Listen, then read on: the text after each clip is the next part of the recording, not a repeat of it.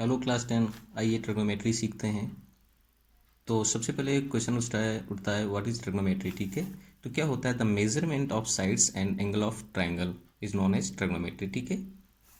Next, angles दो type के हमारे पास एंगल्स होते हैं। तो सबसे पहले हम जानते हैं कौन कौन से टाइप के एंगल होते हैं।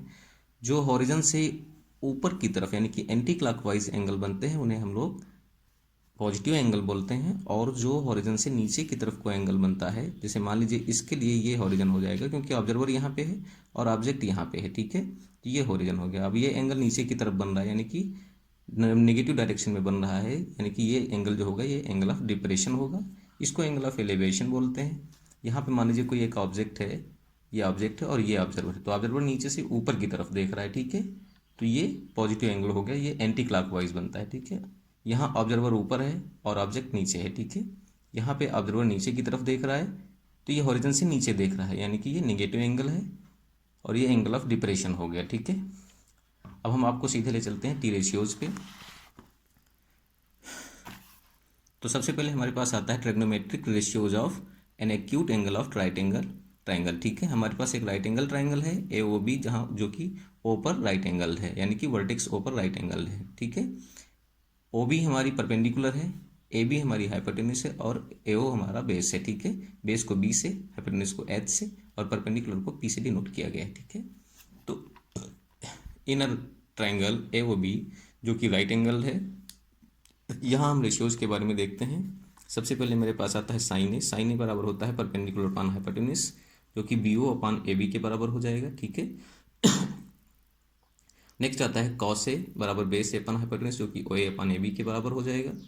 ठीक है, ऐसे ही टेन ए बराबर O B upon O A, cot A बराबर बेस अपान परपेंडिकुलर यानी कि ओ ए अपान ए बी, सेक ए बराबर हाइपोटेन्यूस अपान बेस यानी ए बी अपान ओ ए, कॉसेक ए बराबर हाइपोटेन्यूस अपान परपेंडिकुलर यानी कि A B upon O B. इन रेशियोज को रेसिप्रोकल फॉर्म में लिखा गया है। तो यहाँ पे मैंने लिखा है साइन ए बराबर one upon cosec A, cos A बराबर वन अपान सेक ए होता है, टेन ए बराबर वन अपान कॉट ए होता है और ये sign A upon cos A के बराबर होता है, यानी कि कॉट ए बराबर क्या हो जाएगा, कॉस ए अपान साइन ए। ठीक है, यहाँ पे मेरे पास कुछ रेशियोज लिखे हुए हैं, जैसे मैंने इसको सार ट्रिक में दे रखा है पी अपान एच, बी अपान एच, पी अपान बी। अगर नीचे से ऊपर पढ़ेंगे तो बी अपान पी, एच अपान बी, एच अपान पी। ठीक है, तो यहाँ से अगर मैं इस ट्रिक के अकॉर्डिंग पढ़ता हूँ तो क्या हो जाएगा, साइन बराबर पी अपान एच, कॉसाइन बराबर यानी कॉस बराबर बी अपान एच, टैन बराबर पी अपान बी, कॉट बराबर बी अपान पी, सेक बराबर एच अपान बी और कोसेकेंड बराबर यानी कि कोसेक बराबर एच अपान पी। ठीक है, फिर यहाँ पे कुछ नोट्स दिया है मैंने। If one of the trigonometric ratios of an acute angle is known, the remaining T ratios of the angle can be easily determined. अगर किसी भी ट्राइंगल का एक ट्रिग्नोमेट्रिक रेशियो हमें पता है तो हम बाकी के सारे रेशियोज को पता कर सकते हैं। ठीक है, कैसे पता करेंगे वो दिखाता हूँ, मैं आपको बताता हूँ। सबसे पहले हम यहाँ से स्टार्टिंग करेंगे।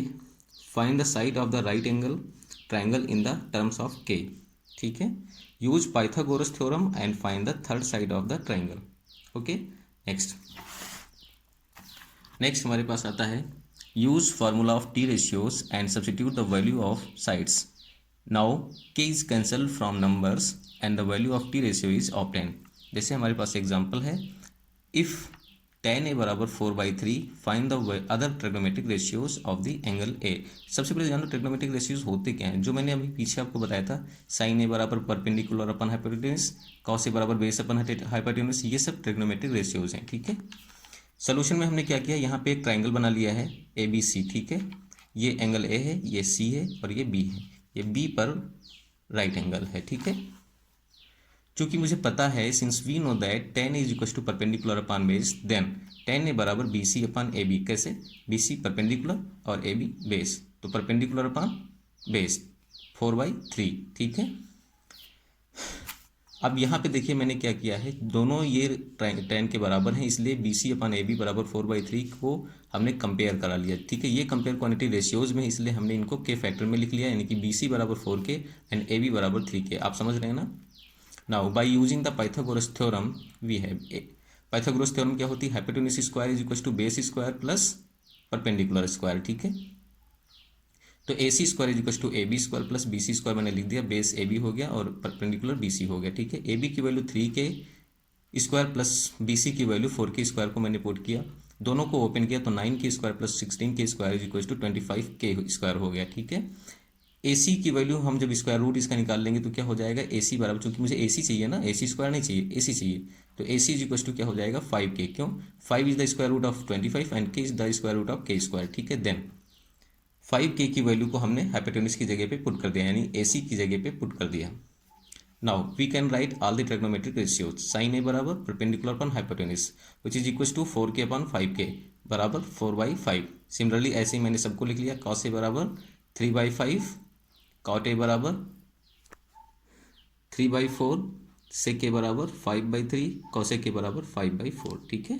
ओके, अब इस असाइनमेंट को आप करके और मेरे ग्रुप पे डाल दीजिएगा।